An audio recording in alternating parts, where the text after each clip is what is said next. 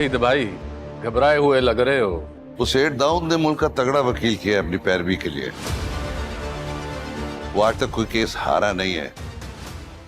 Saul और परिया एक दूसरे से मोहब्बत करते हैं, एक खामोश मगर सच्ची मोहब्बत जिसमें लफ्ज कम और एहसास ज्यादा हैं।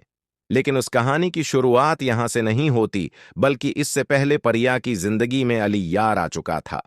परिया ने सबसे पहले मोहब्बत अली यार से की थी, दिल से, भरोसे से और पूरी सच्चाई के साथ। अली यार भी परिया से मोहब्बत करता था, मगर इस मोहब्बत के साथ उसके बाप दाऊद की जद, गुरूर और ताकत जड़ी हुई थी। सलीम जो परिया का बाप है, वो अपनी बेटी की खुशी चाहता है, मगर हालात और मजबूरियों के सामने वो भी बेबस नजर आता है।